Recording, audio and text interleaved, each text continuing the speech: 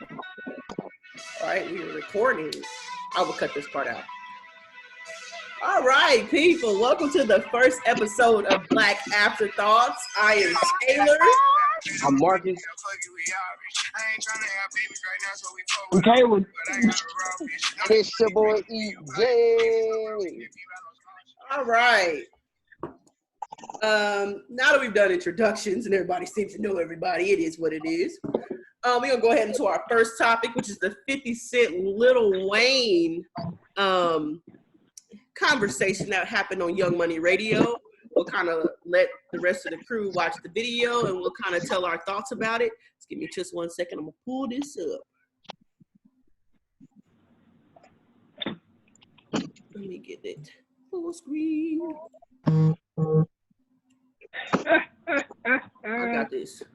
I'm so tech savvy. I love it. I'm about to put this on Do Not Disturb because With your phone? Mm-hmm. Yeah, most def.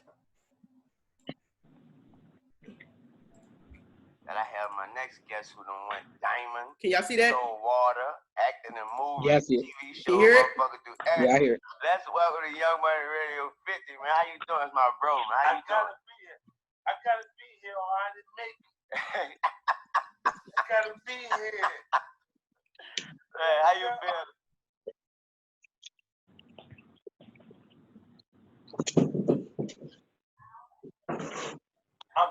I'm different. When I say single male, right? When I use the terminology, I'm saying she's functioning like a single male, same as a man. So this bitch is playing spades. She got 4 in the possible with her. She got 4 niggas that could be her nigga and a possible nigga. And she's like, it might not feel like she's quite the bitch, but she could be the bitch, right? And that 4 in the possible is making her, she's thinking she can do it. And because she met these niggas under circumstances where they were representation of stability.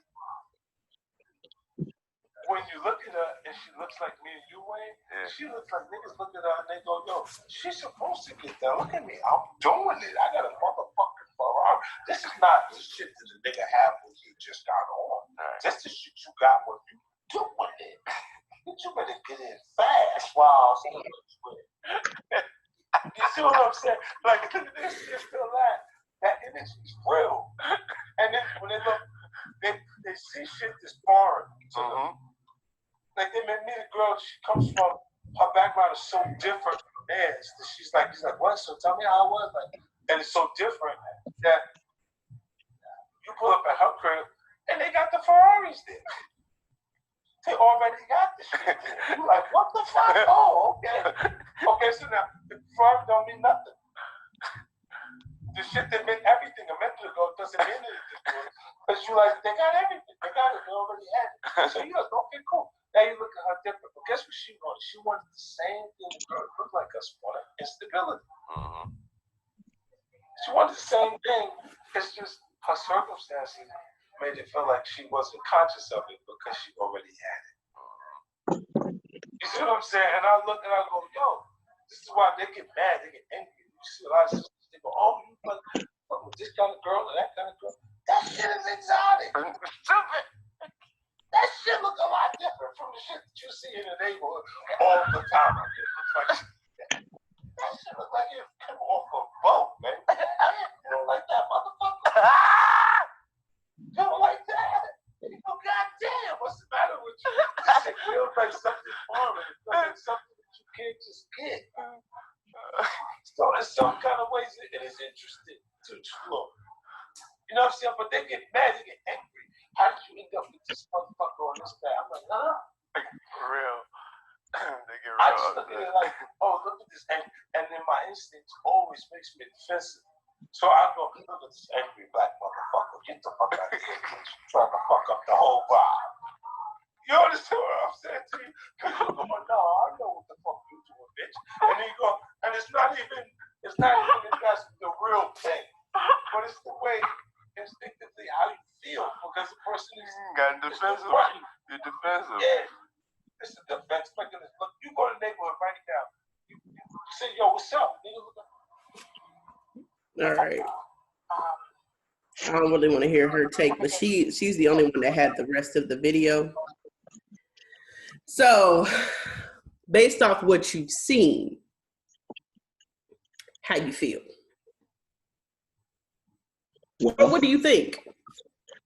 I feel like 50 took over the conversation because it wasn't an interview. That nigga just kept talking. As soon as he got on the screen, it was stories. Weezy just ad-libbed the entire conversation. Watched the whole interview. That was all he did. I watched all hour and 30 minutes of that interview. I was trying to finish it.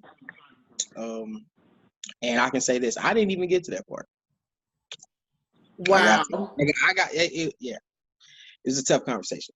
But I would say he's not wrong.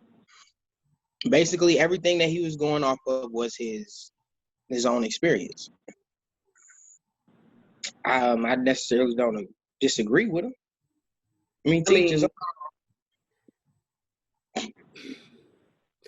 I wouldn't say that I don't disagree with him, but I don't agree with every part that he decided to throw out there, because it was almost like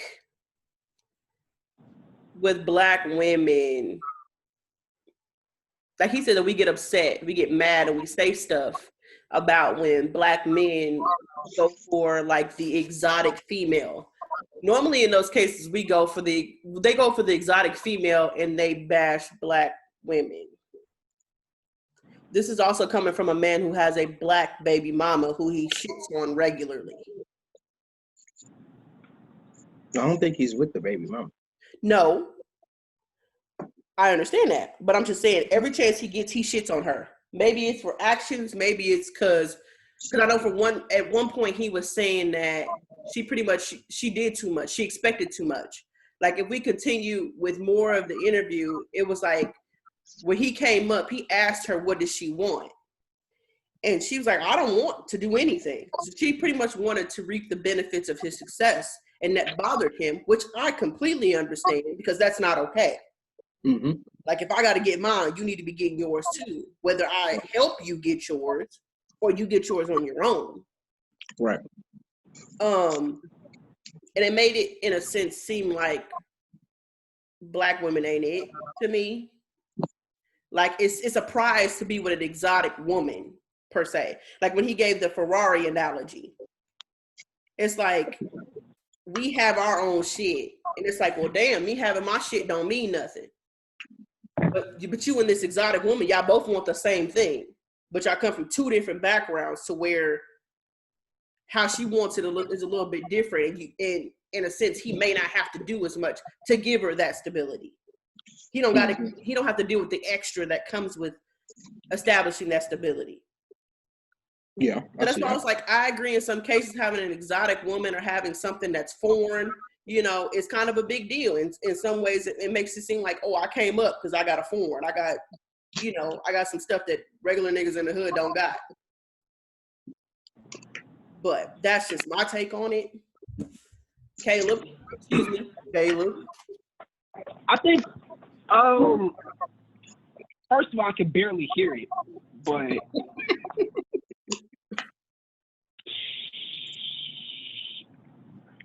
no, don't have any arguments against it, to keep it honest.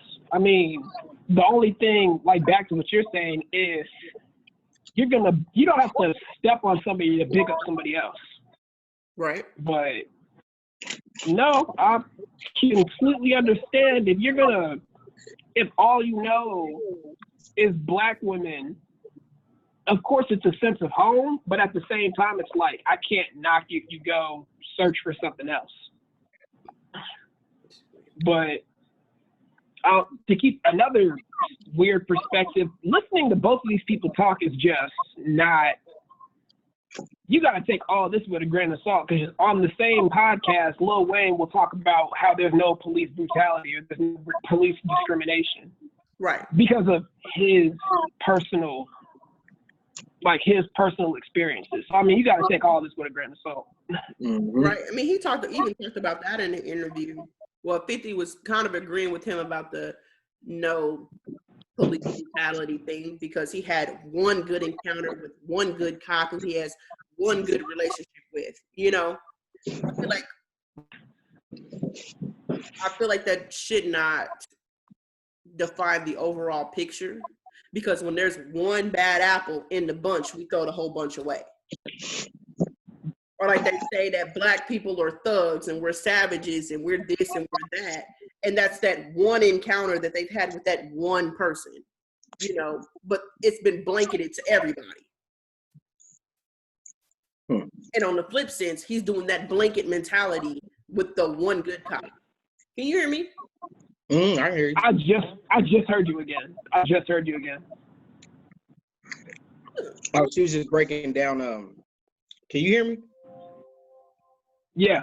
Okay, yeah, she was just breaking down Lil Wayne's experience, how he, you know, his thoughts, and just based off of his own personal experience, his one encounter with a white man who happened to, I think he was a police officer, saved his life and all that shit. And then, yeah, I know the story. I know the story for sure. Yeah, I'll say this, but I mean, and I'm equating that to the same way that like 50 might not hold black women in this like such a beautiful light, but at the same time, and you bring up like his baby mama, but it's like that's just like his truth, because it's just like you can always like dog your baby mama who gives you issues, and then like just go to some foreign thing that'll like show you nothing but love. So I mean, it's just take that with a grain of salt, to keep it brutally honest, but that's just his truth, as you guys were saying. I'll say this. The way I see his comparison with the whole Ferrari thing and the whole upgraded part of life, I think he just compacted everything that was around him into one thing. What was around him was black women, and all of a sudden he's like, well, when you upgrade from your perimeter. So there's not a lot, when he grew up, there's not a lot of diversity. You know what I'm saying? There's black, some white, and Mexican. So when you go over and you elevate your status, the women around you also elevate. Well, when you elevate in those type of circles, you necessarily do not see your kind that much. People who look like you and understand your background, you don't really see it. So all of a sudden it's just like, well, I don't want the headaches from where I was. You know, I want the new shit, the shit that's nice. I want that around me. But just like he said, it's just like, it doesn't mean that you have to tear somebody else down. You know what I'm saying? Just when you come up. So that would probably be the only thing I disagree with him, is just like shitting on somebody, especially shitting on somebody who bears your child. You know what I'm saying? But I can't really speak on that because I have no kids. But we see that all the time for some reason with men in the industry. I know we get, of course, the ones that do right by the women that they're with, their baby mother. So I hate to even bring this name up because they're kind of controversial couple right now. But even Will Smith, how he treats, you know, his ex-wife, you know, that had his son Trey, or you have Ace Hood, or you have 2 Chainz, or you have Dr. Dre, who are like great black men in the limelight anyway, that do right by the women that have bear children for them. They may be with, they may not be with, you know, but you don't see that negativity coming from them about these women. But like, he's been in the media as far as like his relationship with his son and how he's not in his life, and he's admitted he's not in his life, and you know, his feelings about his baby mama. I understand that y'all may have issues, but at the end of the day, I feel like there has to be some type of level of respect, even, you know, because this is the person you chose to have a baby with. Like, you chose to lay down for whatever reason, and you continue the relationship with her at some point. Like, she's not enough to have a baby with. Shit. Did you just say that 50 chose not to be in his son's life? Yes. I didn't know that. Yeah, he pulled a Carl Malone.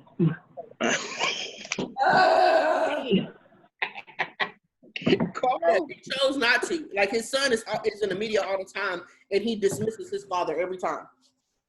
And I feel like that's an important relationship as a black male. If you have nothing else, you should have the relationship with your father, which is very common in the community that they don't. But when you're purposefully and outright saying, I'm not having a relationship with my son for XYZ reason, and most times it's for stuff that can be fixed or stuff that can be discussed, you know, I feel like that's stupid. But question on top of that. How hard are you supposed to try when it comes to being a part of your child's life? And I'm saying that off the context of like, there probably is a lot of resentment that the son has, and shit, 50 is obligated to, I mean, any person is obligated to their own reasoning, but once you actually do decide to try, how much effort are you actually supposed to take until like it's acceptable just to be like, if you don't want me in your life, cool beans? Honestly, I feel like it should come from the kid. And that's just being honest.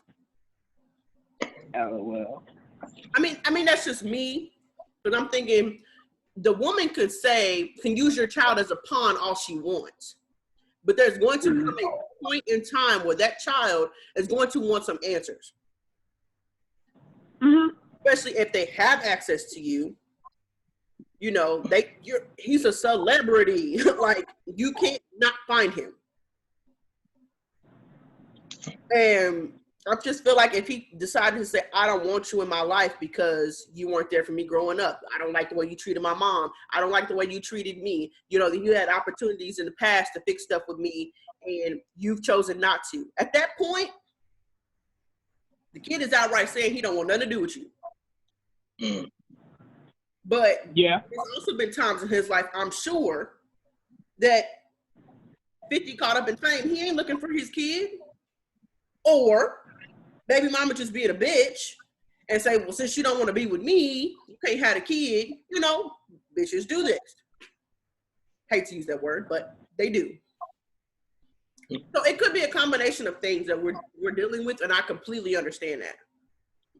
But honestly, it depends on your desire as a man to want to be in your child's life and whether that child wants you in their life once they hit a certain age and they can speak for themselves. Fine with that. That's just me. Just wondering. Yeah, I don't. Just wondering. I'm sure because I know both of you, for example, both have fathers in your life, Marcus. I know Big Marcus. And then Caleb, I do not remember your dad's name right now, but I know that he is very important to you because you talk about him all the time. Yeah, man, Dexter's pretty cool. Yep, that's the name. I'll say this. Me and my dad have gotten closer as far as recent. Me and my dad's relationship wasn't the best. You know what I'm saying? And we've almost came to blows at work. Yeah, it's gotten real. You know what I'm saying? And it just took a lot of maturing on both ends. You know, and I get, but the relationship between a man and his son is highly important in the development of a man. You know what I'm saying? And whether he was there or whether he wasn't there, but there's nothing worse than to know your father and him not be around instead of you not knowing who he is. Like, if I didn't know my dad completely, it'd be a whole lot better than the shit that I went through. Like, if I had a choice, I would have not went what the fuck I went through, even though our relationship is great and probably the best it has ever been. If I didn't know him at all, I feel like I'd be a better person. You see, you know, examples of single moms taking care of sons and stuff like that, and they grow up to be, you know, successful as hell. But I hope, you know what I'm saying, I just hope that what 50 said doesn't get, you know what I'm saying, misconstrued and is taken as negative, because I know he was speaking from his experience, but people take that shit to heart, and I don't think that's fair. People always take shit to heart. Yeah, fast people. I'm so happy about this quarantine shit. And less time I got to spend around people. I don't like people that much. Man, I'll say that, but at the same time, it's like then I start to get an itch just to go back outside. But now I'm starting to hate people again. Yeah. I just opened our group message and I hate you, Caleb. Hey, man, it makes sense. It makes sense, man. Gosh. You know what? I'm tired of y'all. All right, we can go ahead and move on to the next topic because at this point, so we're kind of talking about, I think all of us have seen this whole Chipotle incident with, of course, the white lady who accidentally bumped into the 15-year-old and the gun ended up being drawn, that incident. Mm-hmm. And in my discussions that I've had with people, they're agreeing as far as, one, didn't have to be taken that far. Two, a gun wasn't necessary. But three, they understand why.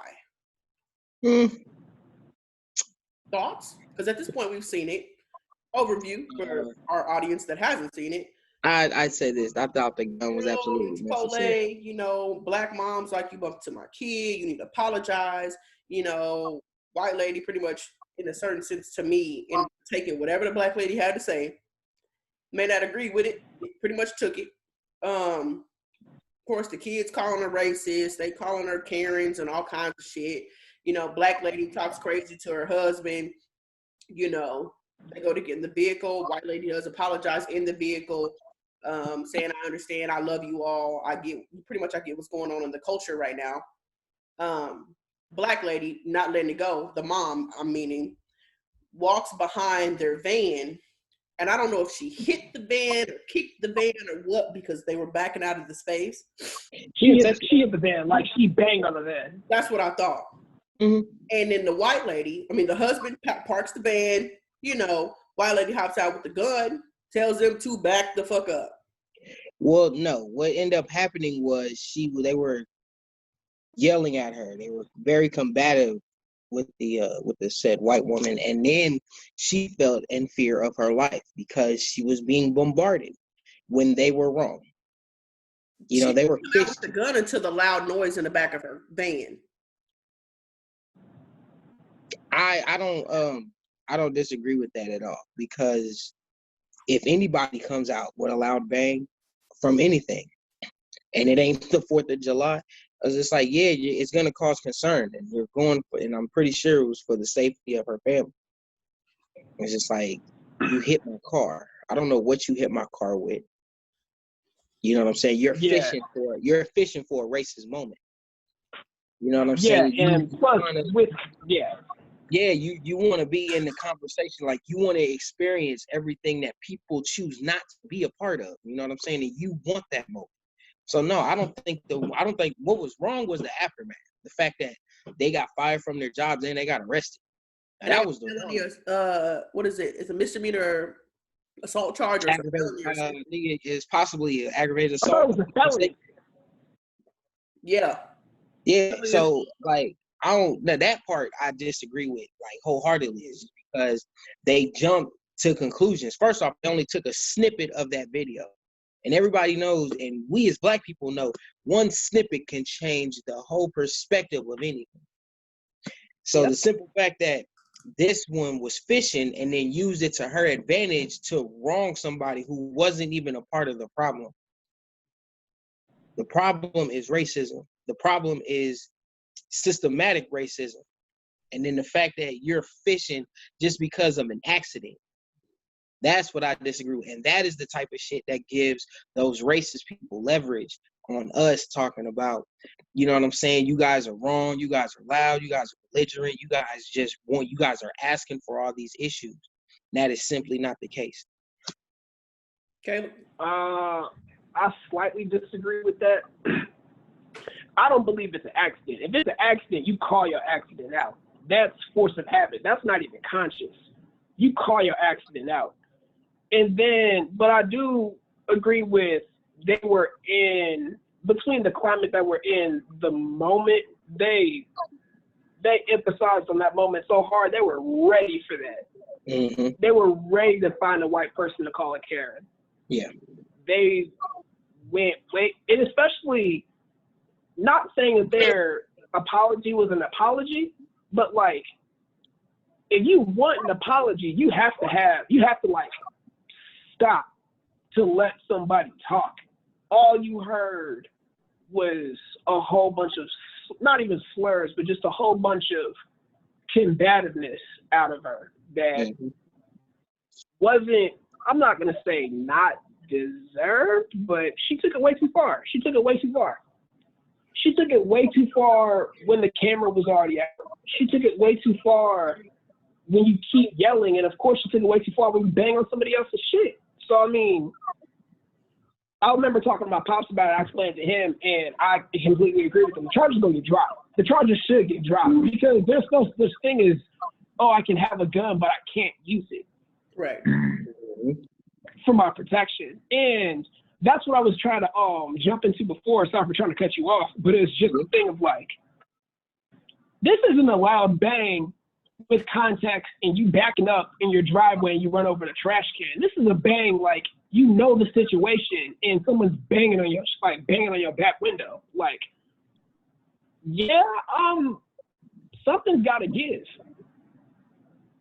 Something's got to give. I just explain that. Like, everybody's like, well, oh, I feel like her pulling the gun was too far. Literally just got out of a very intense situation with people yelling and screaming at you. You know, you're trying to do what you can to remove yourself from the situation. You literally get in your vehicle to leave. Mm-hmm. And you go out of your way to walk from where you were behind my vehicle and hit my car. Yeah. Like you said, I don't know what you hit my vehicle with. I don't know if I can hit you. Like, you don't know what's going on outside the vehicles, side mirrors and everything else show you so much. Mm-hmm. Do I understand why she came out with the gun? Absolutely. Because you don't. I would have did the same. Huh? I would have done the same. Same here. And I've had these conversations, and I cannot say that I wouldn't have done the same either. But my thing is, when you pay attention to the video, she does not aim the gun at them. She aims the gun at the ground. Mm-hmm. Of course, she has it in her hand, she cocks it, and she immediately points it to the ground, which means, to me, she's had some type of training somewhere. Her gun safety's a lot better. Her gun safety's a lot better. Her gun safety's a lot better than the girl in Central West End. I'll tell you that for sure. Shut up. That's a fact. That's a fact. I believe that wholeheartedly. I mean, like, cause she that's a fact. Proper form. She wasn't waving it around. She wasn't being like excessive with it. Mm-hmm. Repeatedly said, not only respectful, but in some cases disrespectfully, back up. How many times do you have to tell a person to back up? Like, that means you're constantly advancing. Yeah, because people doing this. People, I feel like, got real emotional because I'm going to piggyback on what you said. It's not excessive when you won't let me talk to apologize. It's not excessive when, in the middle of confrontation, the big grown-up thing to do is walk away. That's exactly what she was trying to do. But now it's excessive when you're literally putting me in harm because you rushed me, but you're crazy enough to rush a moving car. Right. Now it's excessive because I show a gun, and now that's wrong, big dog. There are not a lot of times I get to side with white people. I might side with her today. I might just side with her today. I think the part that stood out to me the most is when I heard her say, "I'm sorry, and I'm sorry for what's happening to you." That part sent off bells and whistles in my head. You got your apology you wanted. You got that and then some. She's not only acknowledging you in this moment, she's in acknowledging you in what's going on to the people that you belong to. Like, that means she's paying attention, and she knows that we are struggling as a society right now when it comes to Black lives. Don't keep fucking trying to get a Karen moment. I don't understand what that is. Like, I've had moments where white people have done and said stupid ass shit, you know, or how many of us have been bumped by white people and they don't say shit? They don't say, excuse me. Every time I go to the club. If we got paid for the number of times that have happened to us, we would be rich as fuck. Excuse me. We'll be wealthy as fuck. Just saying. Because it's happened so much, we have continued. But the point is, like, that shit happens all the time. I don't understand why now all of a sudden, with everything going on in the world, you feel like that's your moment. Why? Can't stand that shit. And like, and I get what you're saying as far as us being seen as ghetto and loud and everything else. That's part of the reason why a lot of white people have that stigma in their brain. If that's the expectation, and that shit scares people. I've had this conversation in college. You know, when I would talk to white people, and they would like, Taylor, I know you're cool now. When I first met you, I thought that, you know, you scared me. Why? Because of my demeanor, the fact that I'm so passionate what I talk about. You know, my voice is not low at all. Yeah, you got dark skinned demeanor for sure. Fuck you. Real shit. You know, but like, they explained it to me where that fear comes from. So I get it. And I'm like, okay, I understand that. I mean, I'm going to change myself, but I'm just going to educate you and let you understand me as if I'm understanding you too. Mm-hmm. So that you don't have that fear when you come in contact with a person of color. I'm not saying we're going around educating people all day long, but you're one person. If you have contact with one person, somehow this is going to get communicated to probably 5 or 10 other people that they come in contact with. I feel that. So, I mean, it's that underlying education that we don't know that we do all the time.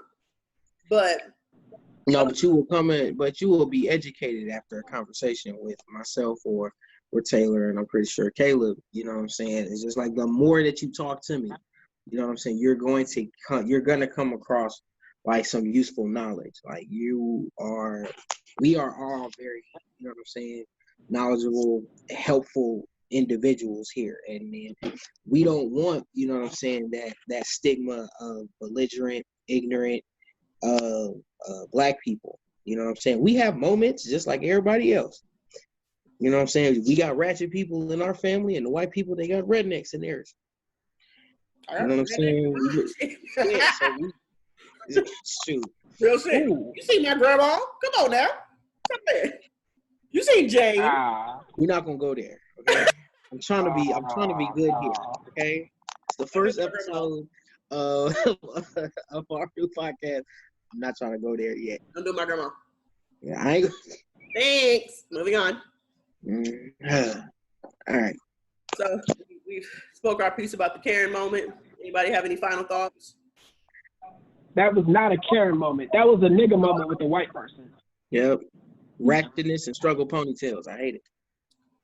Bruh. Not struggle ponytails. Man, her edges were gone. You can tell in the voice that she had. Ponytails.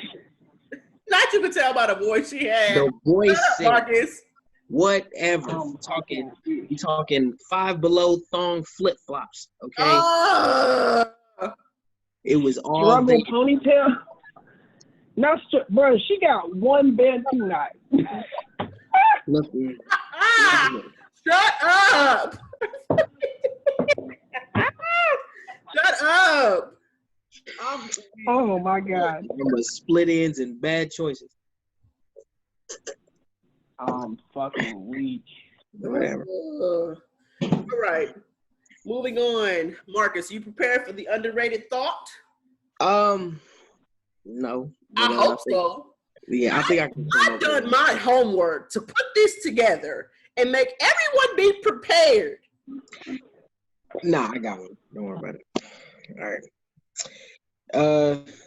Let me set this one up. The underrated thought is just my personal philosophy on life and life in general. So my underrated thought will be educate yourself. Don't be, you know what I'm saying, too proud to learn. You know what I'm saying? I actually learned something today. that Haiti used to be one of the wealthiest countries in the world. And then the French made Haiti, the slave descendants pay the slave owners' descendants their freedom. For 30 years, yep. For $20 billion. Which is why Haiti is in its current condition. Haiti would be the wealthiest country on this planet if France did not do what they did. Oh, and side note, because I literally, you know me, I just got finished watching a Vox video on that too. It's also the fact of like, they don't have any means of income now, because when the French first acquired Haiti, they just harvested like the same plants over and over and over again. If you know anything about growing food, you gotta rotate it, or else the soil is gonna be absolute shit. So then it got to a point. So really just got to a point where it's like the soil's fucked up, and then after that, when they finally got their freedom, then it was like, I don't know how they pimped that, but it was like, you owe us. Which is wild. Yeah, because they considered it, they said basically what the language basically said was, you owe us restitution for our property. The property meaning the slaves. So you guys need to pay that debt back, or we will come and we will take over your country. So they'll come back. They'll because Haiti wanted their freedom, and they wanted their independence. And so French was just like, in order for that to happen, you need to pay us, or we'll come in with our armies and we'll take over the land again. The way that I understood it was in regards of like, they had got their they had had the revolution, they won Haiti back, and then the French came on the flip side and was like, where was this energy during the fight? Yeah. So all right. It's you know, so I say, you know what I'm saying, make sure you educate yourself, you know what I'm saying, is especially in the ways, you know what I'm saying, of, you know, your everyday life. As Black people, we are more than likely to be randomly searched by the police. Know that shit is illegal. Know that when, you know, you get pulled over and you know you're not speeding, you're not swerving, you are not driving recklessly, that it is illegal for them to run your tags. It is a victimless crime when they run your tags. If they pull you over because your registration is expired, it has nothing to do with the way you're driving. Okay, they are not supposed to run your tags without suspicion. There is nothing suspicious about you getting to your destination. There is nothing suspicious about you driving the correct way. All of a sudden, they run tags and they pop them lights. And I'm pretty sure that everybody who I come encounter with, they've had similar experience. You ever had a police just sit behind you and then all of a sudden they veer off and then they go past you?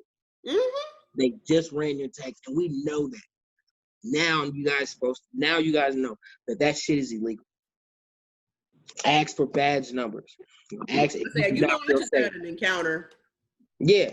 Ask for badge numbers. Ask for supervisor if you feel unsafe. Yep. You know, keep those, you know what I'm saying? Know your rights. Okay. Don't be afraid to read the Constitution. You know what I'm saying? Don't be ashamed to read the Bill of Rights. Know what you are worth. Even if the government at one time considered you less of a person, know that you are a human being and you have rights as well. You fucking matter. And everybody needs to know that you fucking matter.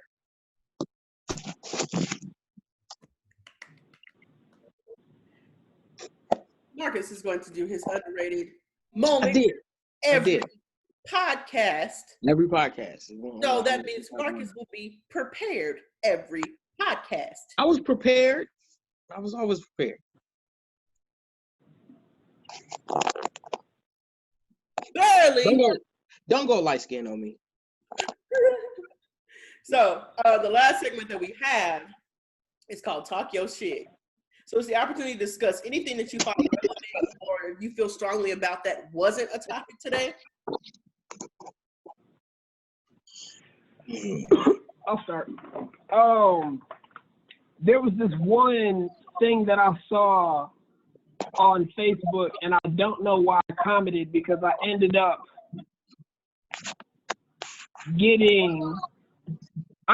speaking my piece on deaf ears. So the video was somebody who was supposedly caught stealing in a store, and this one cop, and for race issues, for race purposes, even though it's not about race, is, I believe it's a Mexican or a person of color. It's the person who was stealing, and it was a black cop. And what happened was they're wrestling for it. And they're wrestling because basically he's trying to get him under custody. Cop throws some punches, and then they start wrestling on the ground. The wife of the dude jumps in halfly. Not a good job, but just jumps in, trying to stop it, whatever. And then he's like begging because she also has their child on her chest. The comment that brought me in was one lady was like, "Oh, the woman should be brought in as well for." I don't know what the term was. I completely forgot about it. Probably assaulting a police officer. Or yes. Preventing an arrest from taking place. Preventing an arrest, yes. The assault as well, too. And I chimed in, and I'm saying that I really just gave some understanding. And they went on me. Of course, it was she wasn't in the wrong. She wasn't in the right, this, that, and the third, blah, blah, blah. And they basically just wrote me off because one of my main arguments was because they're oh, she wasn't in the wrong. She knew that he wasn't in the wrong. Wasn't in the right. And my argument, I just started laying it out. And because the person was resisting arrest, that the cop wasn't using excessive force, was very, I'm not gonna say violent. There was just a lot of energy. I'm not gonna say violent, but I don't know. I said that there should just be more understanding, and I didn't agree with it because they went on talking about, oh, she wasn't in the right, and oh, she knew that the husband was wrong, boom, this and the third. And I just started giving off examples in regards to Alton Sterling was flipping mixtapes. Mike Brown was stealing out of a gas station. Eric Gardner was flipping single cigarettes. Yet all this excessive force, could you get I really don't understand how it's there, how in those situations it was, why didn't anybody jump in? What's the point of just standing behind the camera? And then when something like this happens, now it's, oh, why did you jump in? I really don't understand the back and forth that there is. I'm not sure. But that was just one thing that popped up on my stuff today. And I just digress because it's if you're just not going to get it, then it's God forbid I'm with you and the cops start fucking with me because you're going to think the cops are in the right and you won't do shit but pop out a camera and I'm going to end up on a t-shirt. Right. But I completely understand what you're saying because at the end of the day, of course, we know stealing out of a store is wrong. We know that. But the stealing out of a store, should that cost you? Could that or should that cost you your life? No. Fuck no. Nothing you could take out of the store warrants that response. It wasn't here. Because then also it's just like with everything that you see in the media, with every police encounter, I'm not gonna say every, but a lot of police encounters, it's excessive force being used. So On us. she didn't want that for him. Who's to say it wouldn't have happened? That's what I'm saying. Back to Marcus's point, where it's just like, and I'll slightly tweak yours because you're always talking, because you mentioned it in regards to like, hey, you have to like use the knowledge. But in my sense, I think of it as use knowledge, like accept knowledge even when it's not needed. Yeah, absolutely. Because the one thing that I'm thinking about is like, this is like, it looks like a Mexican, it looks like Asian. It's just not a black person. But it's like, if we look at it, all the people that I just mentioned are black. They're not people of color. So, and Taylor, I'll just send it to your phone. Take a look at it. Tell me what you think. That's what I'm going to share it on the screen. For sure. But no, I'm really just thinking of that, and it's like, I applaud the woman. I'm not saying it's right by any means, but given context of today's society, if you're not aware of that, then I mean, like I said, that could have been an easy arrest. Mm-hmm. It could have been an unjust death. I really couldn't tell you. But. Yep. I found it.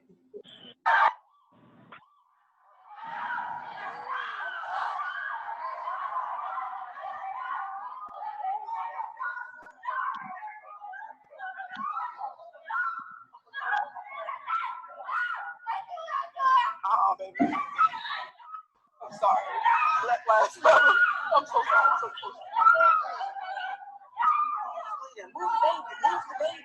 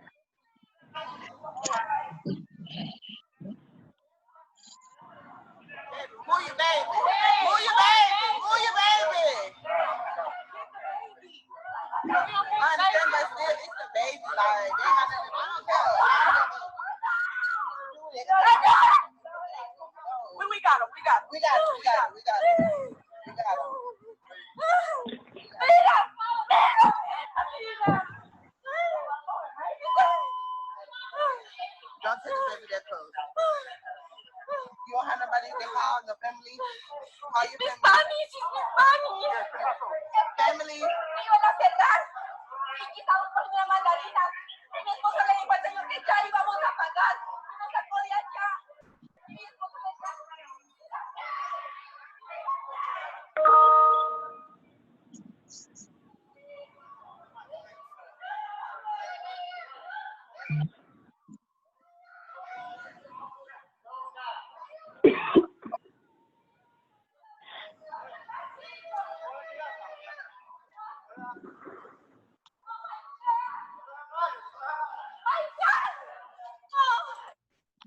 Okay. Okay. Was it true that he stole food?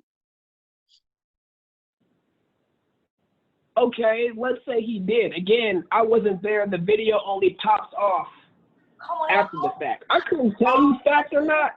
We're still playing. There we go. That shit, listen, that shit is not the, listen, I think the force was only the way it was is because that man resisted and then the woman helped. I don't think the force was excessive. It wasn't even violent. It's like this man fought back. I'm not arguing that point by any means. Especially like, I'm not arguing that point by any means. The cop didn't reach for anything on his waist belt other than handcuffs. He might have thrown a couple punches in the beginning, but even then, I'm not even gonna hold that against somebody who's combative. And if you're like alone as a cop, And of course, I also didn't hear, again, the video starts maybe after some Miranda rights, maybe after a conversation. I couldn't tell you. The thing that I was arguing was the woman's role in it. And especially in this day and age, I don't have a problem with it. I genuinely don't have a problem with it. I would say this. Her energy alone seems kind of where we are. You know, it's kind of more of it kind of seemed like it was like a PTSD moment. You know what I'm saying? You're witnessing all this stuff happening, going on in the country, and then, you know what I'm saying? It's like, it's kind of hard to, it's kind of hard to ignore that, to the point where it's just like, man, I'm not from this country originally, and it shows that I'm not originally from this country. I have no power. You know, and it's hard for me to get representation of any position of power anywhere. So all of a sudden you see a police officer in uniform, and you have an encounter, and then something clicks, and it's just like, well, damn, what is going on could happen to my family. Like, my child could be without. I could be without. My family could be without. So yeah, I think her energy was the safety and the, you know what I'm saying, the assurance of, or the reassurance of, you know what I'm saying, keeping, you know what I'm saying, my family together, and making sure that, you know what I'm saying, a member of my family is not harmed by the police, and everybody is treated fairly. Now, as far as the accusation, it's Walmart. There's cameras, there's secret shoppers. I'm pretty sure the police officer didn't show up for no damn reason. I say this as a person who frequents Walmart, I rarely see any incidents where somebody is wrongfully accused of stealing. I don't know what it is with everybody else. I'm pretty sure there's racist moments all the time. I'm pretty sure those racist moments ain't got shit to do with the workers. I would say my biggest thing with the video is not only her panic, but the fact that her English is choppy. So she might not have even really understood what the hell was going on. I'm just being real. Yeah. All of a sudden, you see a cop grab your husband's significant other, and you like, what the hell is going on? Mm-hmm. And her first reaction is to tell you to stop, no, please, repeatedly. So in my mind, I'm like, maybe she don't understand what's going on. We've had cases where people have taken things, at least I know I have had people I come in the store with steal something, and I don't know shit about it. Mm-hmm. And all of a sudden you see the police officer, the secret shopper, the manager on duty pop out and blame the whole group for one person, and nobody in the group knew. She may not have known he stole anything. Mm-hmm. All of a sudden you see a cop handcuffed, you saying y'all wrestling on the ground. Because you see she ran over too. Oh, absolutely. So she may not know what's going on. But I still stand firm on my point that nothing that he could have taken out of the store warranted the reaction that we get when situations go left. Oh no, when we get, our reaction is totally different from what that man experienced. Right. And I think people's biggest thing with they thinking that the cop used excessive force was you see his face when he stands him up. And it's bloody, and there's blood on the floor. Bloody, yeah. And the mask is covered in blood. You know, the mom's trying to get him to cover his face up so he's not scaring the kid. You know, I see where they're coming from, but this was not that. And that's the thing where it's like, I'm not arguing that the cop just pulled up out of nowhere. One, I don't have context, but right. Two, it doesn't seem like that. And I'm also not arguing the excessive force thing, because on an arrest or not, you see them going back. You see, like, his hands are not where they're supposed to be. So it's just like, I'm not arguing that, and I see where the melee pops off. Right. So, like, rightfully so, like, more energy, I'm not going to say excessive force, but more energy is took to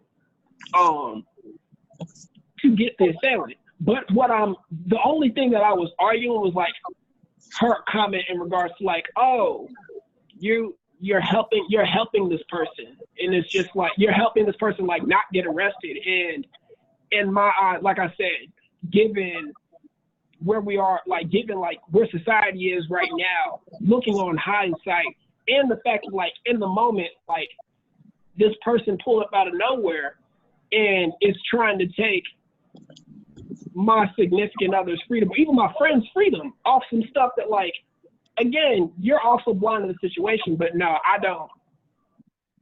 Like I said, I'd rather have her than have somebody just stand behind the camera.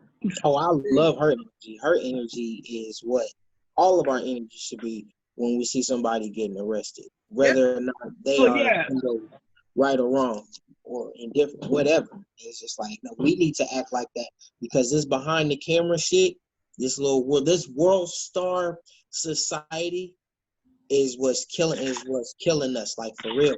Everybody was just like, hell, you the one with the fucking camera and you the one at the scene of the crime. Do something. Right. Talking about Go ahead.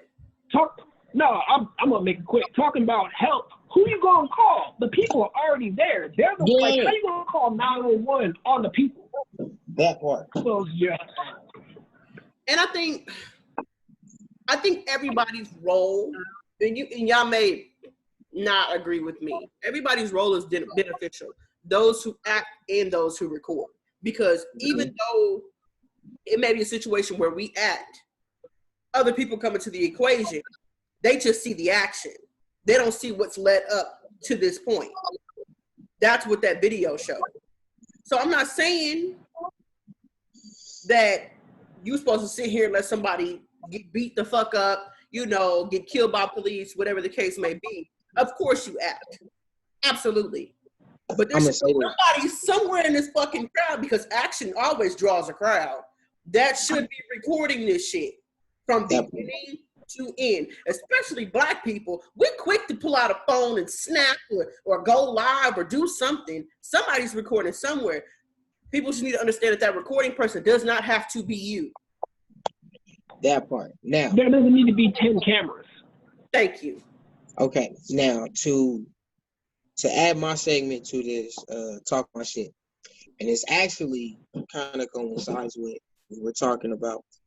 If I'm not mistaken, there was a video of this guy getting arrested. It was recent, and the cop. It was actually in Houston. That's what I was looking for. Yes, it was a cop in Houston. I'll send it to you. So I'll send it on Instagram. It was these black guys. They were recording and they were making sure that he didn't die.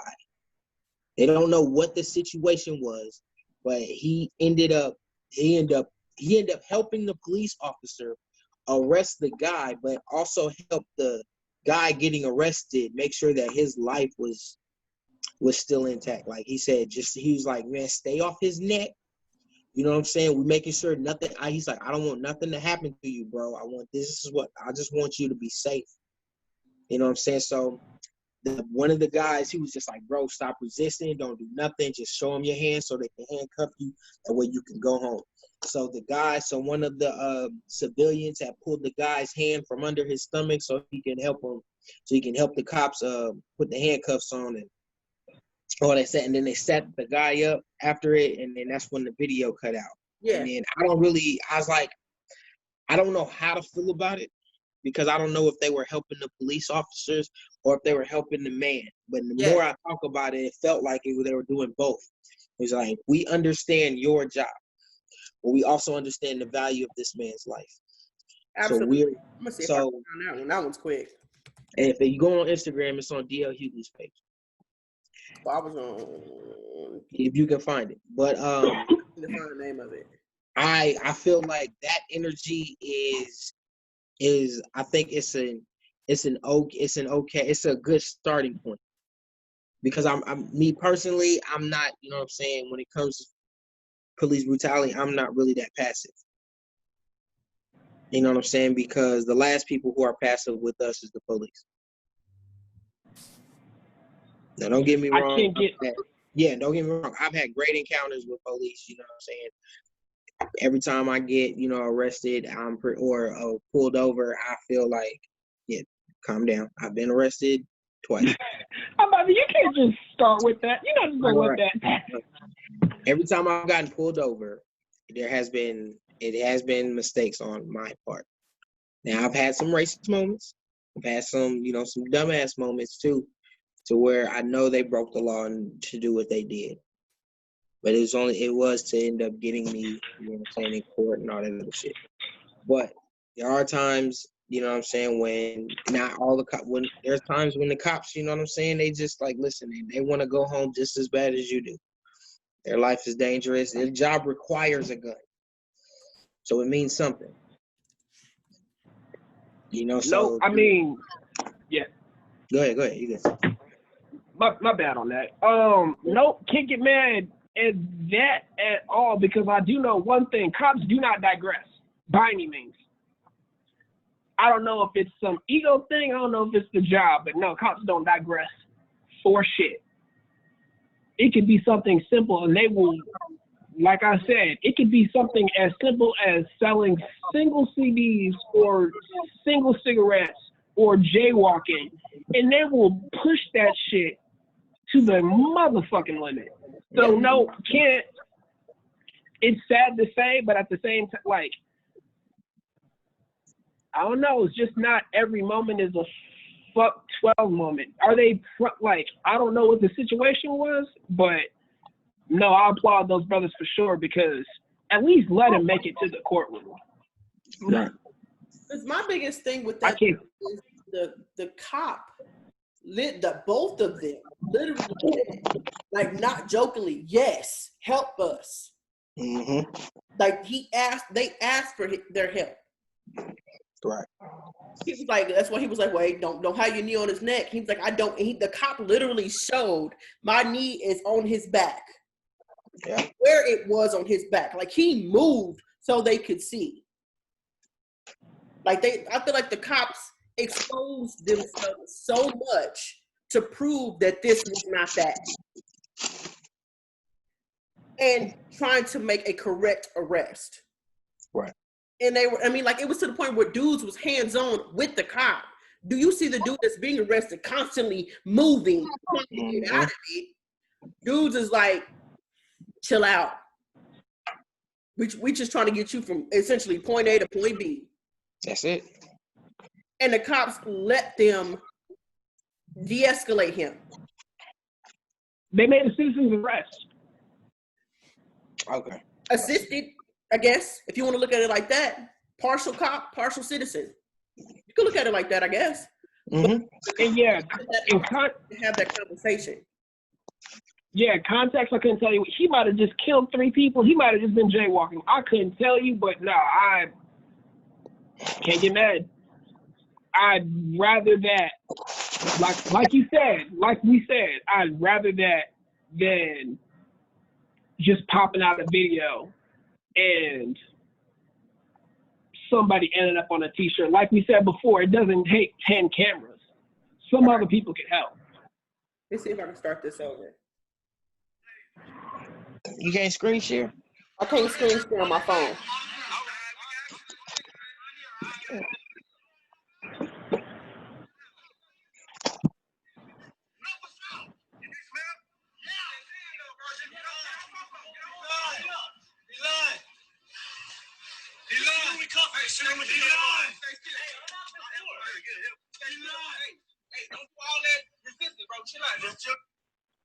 Stop playing. Load. Don't play with me. This damn phone. Chill out, man. They gonna put the handcuffs on you. Don't do all the resistance. They gonna handcuffs right there. Get your handcuffs right there. Yeah, you don't want to. Give me your arm, bro. Give me your arm. Give me your arm, bro. Give me your arm, man. Look, man, record this. I'm gonna get his arm so they won't hurt him. Record this. I'm gonna get his arm. I'm gonna get his arm. We got a knife on. We got a knife on. All right, hold on. Give me your arm, bro. I just don't want you I just don't want you to get hurt. Yeah. Come on, grab it off. I don't want you to get hurt. I don't want you to get hurt, bro. I don't want to get hurt.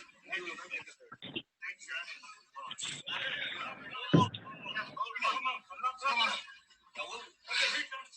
Hey, give me sit up, man. Sit up. There you go. My t-shirt broke out. So you're fine. And that's literally it. Can't get mad at that. Again, don't know what the premises of the arrest was on, but no, I can't get mad at that. And like we have our feelings about police already. But we also can't get upset behind common sense. Mm-hmm. Yep. And I feel like these officers kind of went above and beyond what they had to do to show that this is not that situation. And they didn't want to make it that. Right. Correct me if I'm wrong, Kate. I mean, when you say what did they have to do? Essentially, all he had to do was be detained. We know that from incident to being detained, a lot of gray area and shit happened in here. Mm-hmm. And I feel like they were just wanting to do point A to point B with no gray area.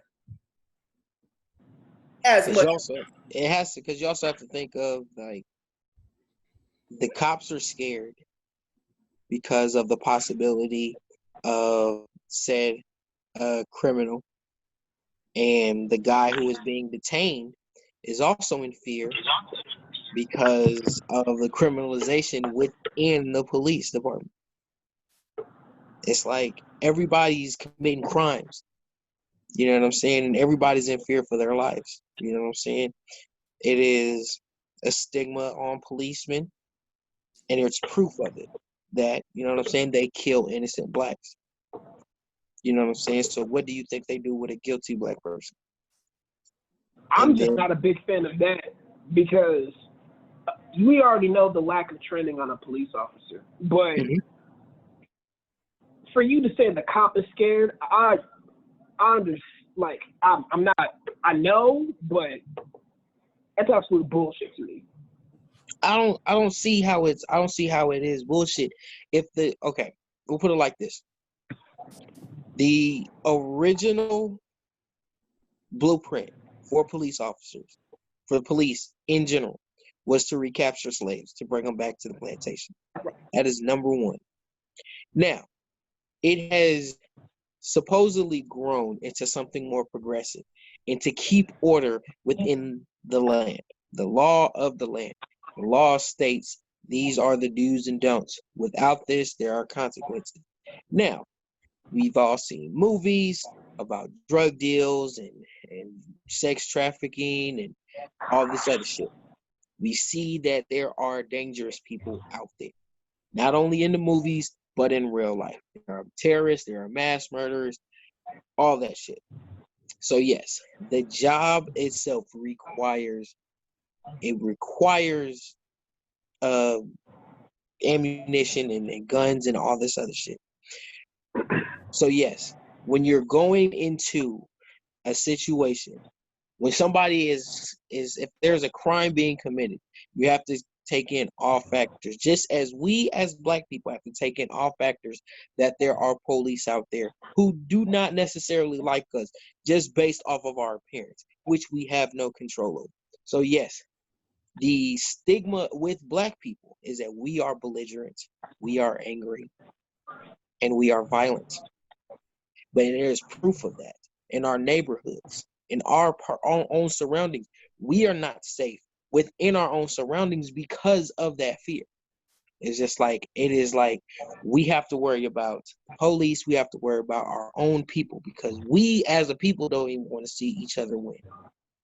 So yes, we are scared, and then we are angry because we are being oppressed. We are being disrespected. We are being treated less than. And our lives seem less valuable than anybody else's. So on top of our fear, they're scared because of the guilt, because they feel like they have done us wrong I'm so still with many you, Marcus. times. You good? They feel like they've done so much wrong to us that we will stand up for ourselves, and then we might fight back, which means they're scared. And so, yeah, we're trying to protect ourselves and make sure we make it home. So everybody is scared, acting scared toward each other. So, yes, the police is scared. We're scared. And all the thing we want to do is go home. The cops want to go home. We want to go home. The cops also understand that there is a crime being committed. And the black people know that the crime is being committed. And they know that the crime is not being committed. But it's like you said, there is a gray area. It's always the video where it doesn't show us the entire situation. I think for me, when you're talking about fear, when you're talking about fear of black people, I 100% agree with you as far as where our fear comes from. But I think we don't think about the fact that not only the police officers are human beings also in some cases, we also don't think about the pressure that they're under daily. We don't think about those labels that are out there, to where even good cops get labeled as bad cops, ain't shit, fuck 12, all this other stuff. And like in most, I won't even say most, in some cases, there is genuinely a good cop trying just to do his job. Mm-hmm. But no matter what he does, he still has that label because one apple spoiled everything else. You got cops in certain precincts doing certain things, and now the whole precinct's labeled bad cops work here. Bad cops do this.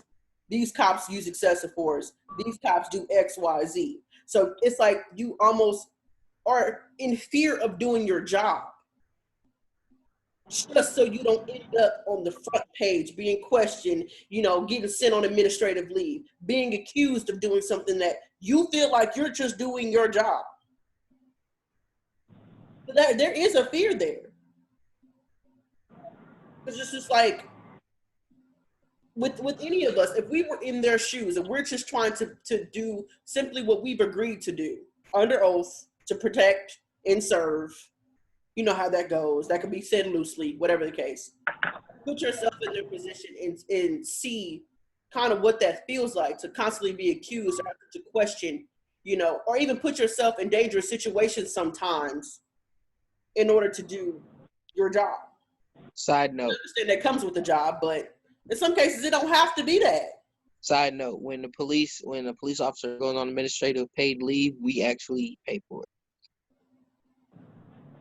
Of course. I'll use someone give me a job, just off the top. Someone give me a job. Like any job. Teacher. Assembly Say it again? line worker. I said a teacher. I'll use teacher. All right, cool. Assembly line worker. You really trying to test me? With the teacher. It's a job. You don't get to be scared. You understand the magnitude that you have. You literally have what they say, the future in your hands, how teachers mold kids for the future. You literally have that. You can't go and do that job with pre-notions that you had before you accepted the job. Nor can you act on those. Nor can you, which is a completely different fact, nor can you fuck up on the job and not expect consequence.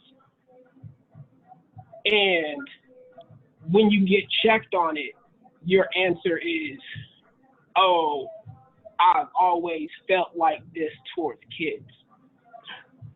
You don't get to be fearful for a job Like if you freeze up as a teacher, like if you don't do your job, you fucked up, and you gotta answer. You don't get to be fearful for something that's paying you and you can walk away from.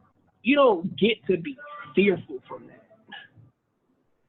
But that's just a teacher. Imagine you're part of your job with a gun in your head. And not to mention, to the bad apple part,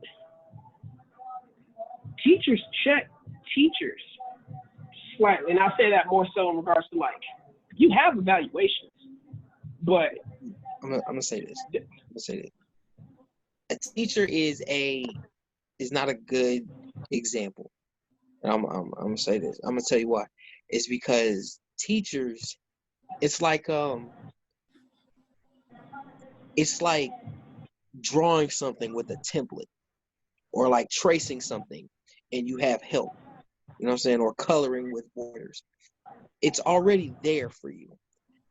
It's like, even when you begin school, they give you a syllabus. They tell you exactly what you're going to learn. Everything is done. Now, as far as the fear, you can absolutely have fear being a teacher. When you say things like, what if because everybody knows that just because there is a list, there is a way that you have to deliver it for it to be digestible. And if you do not have that ability to do that, then yes, that becomes a fear. It's like, what if I'm not able to do my job? So now there's the fear of you not having a job, and then you not providing for your family, let alone you not, molding the kids. Now, the reason why it's kind of bad to use teachers as an example is because that's another part of the systemic racism, because everything is proven that everything in education is saying that white people rule everything. We have no history before slavery. Like that is our history. So it's more on the fact of anybody can feel fear. Anybody can have their their thoughts of of their pre-existing notions of anybody else. And also they talked about arming teachers because they felt unsafe themselves. that's some of the dumbest shit I've ever heard. It's so crazy. But they I've were heard just a lot of people say that they would feel more comfortable because of all the school shootings that are going on. They would be able to protect their students. What about which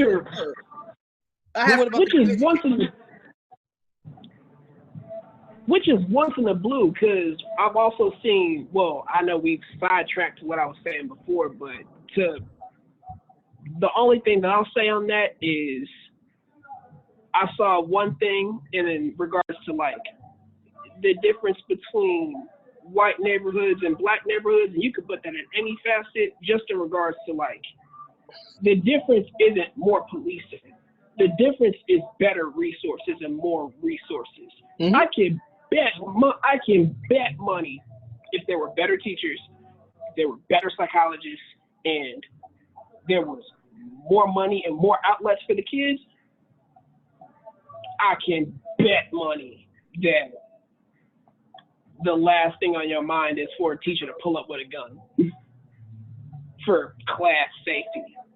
Scared over street accidents. That's why you vote for the census. The census and the elections, those presidential elections, that every 2 years, make sure y'all go vote every 2 years to get all the people in the offices to do those things for our community. Get the right people in there that want, to better our neighborhood, so the kids can grow up more knowledgeable, and have a better chance at succeeding. Because they got to be better than us, just like we're better than the generation before us, and then so on and so forth.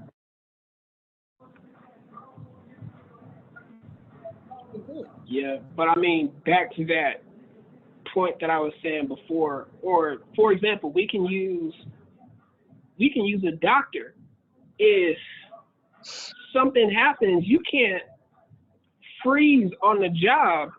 You can't make you can't freeze on the job, but also talking about the bias aspect, you can't just assume that all your patients aren't being completely truthful without proof. Because if you come through with that notion, then it's just like you've already neglected the person that you've already made a commitment to help, or in the cops' case, protect and serve. There's no way that would fly by any means. And one, that doesn't make a good doctor, but more so is just, you don't get to be, back to the thing, you don't get to be scared for something that you signed up for. I agree.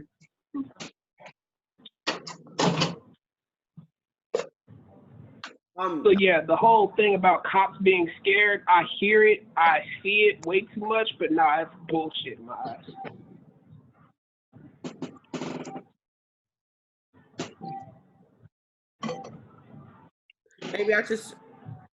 Maybe for me, I just more or less recognize the human aspect and take them out of the uniform. All of us something. Something we encountered triggers that fear. And most of the time it's the fear of the unknown. You can prepare, you can train, you can practice, you can do all of these things, just like we learned, for example, in going to college. There, you can study hard, you can get a good GPA, you can collect every book they give you, keep every project, but it's different when you're out in the field, when you're hands-on and you're in it. It's definitely different. And I feel like, I understand what you're saying. You chose this occupation, you knew the job was better, just took it.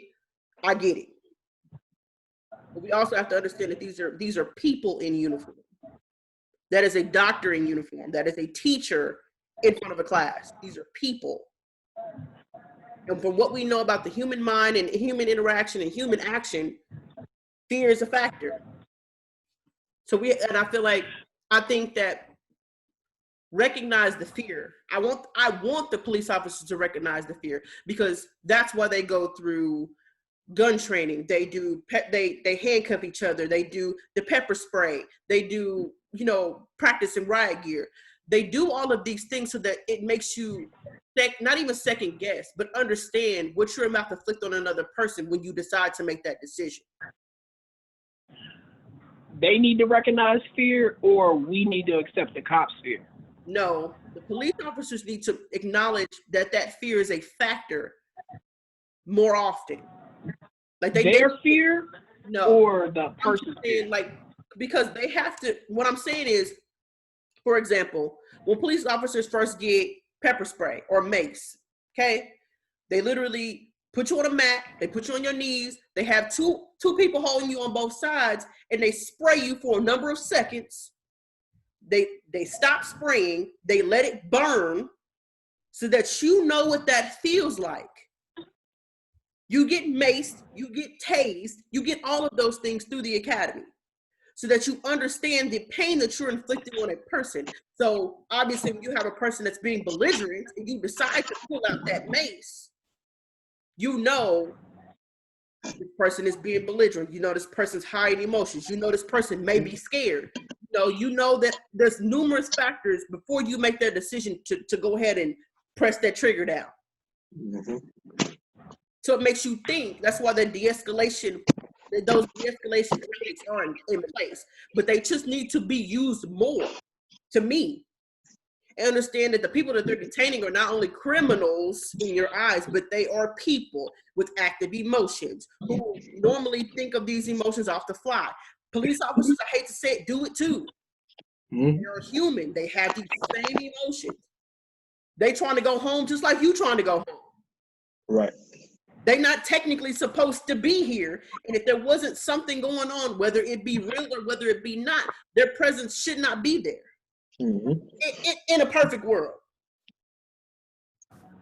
I don't know. Because if we're going to use that excuse, I'm going to keep it a buck with you. You just trying to go home. I'll put it like this. You got 10 minutes till you clock out. If you're just trying to go home, you don't go above and out and the extra mile on something so small. I hate the excuse, oh, I'm just trying to go home just like you, but you took time and energy out of your day to make the biggest thing out of a smaller fraction, as you can see with every unarmed issue that I can mention. Yep. I find that as bull, again. I mean, that's fine. I play devil's advocate all the time. You see what I mean? You won't go there. I do it all the time. Don't do that. Because on our previous podcast, we had the whole, when Kanye West said was slavery or choice. And Taylor played devil's advocate. People did not like that. LOL. So I get a kick out of playing the devil's advocate and kind of prying the situation a little bit more. I got it. Right, I understood whether it it. be right or whether it be wrong, I still do it because I like, of course, getting people's gears turning. I understood the advocacy that too. may not have been thought of. The advocacy, I totally got. I just didn't like it. Of course you didn't. That shit was. It's supposed to be That's uncomfortable. terrible. Like the uncomfortable said, conversation is what produced the most education to me. When she said, technically, Yeah. it's Like my brother Quinn God. got up and walked out of a restaurant because we was recording at one of our favorite restaurants in Kansas City. That was Nisi's black-owned restaurant down off Trues. Oh, you ruined the meal for him? I no, had to the beg meal him was to come done. back. The meal was done. I No, had the to meal beg was him to come back. absolutely done. No. Look at all that. I'm gonna have to let you hear that, but Man, that was terrible. But we can go ahead and wrap up for the evening if we don't have anything final for anyone that needs to get out there. Because we came up with some ones that was not topics that was very, very good that probably should have been or probably could have been. Yeah, like I really got some more. Of course I got some more shit to say, man. But my girl just walked in, man. You know I gotta show her some attention, man. Because if I got some shit that till midnight, man. But we can share it in the group message and start coming up with topics for next week. Yeah, I got a kitchen to clean.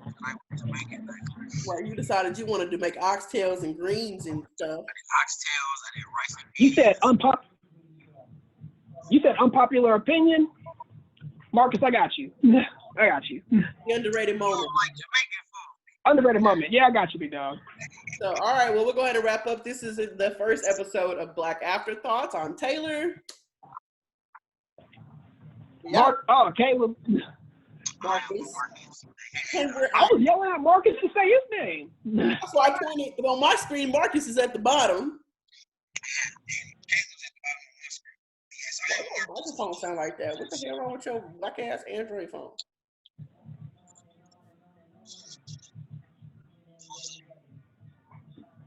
You sound like you're 50 feet away from the phone. My name is Marcus, also known as the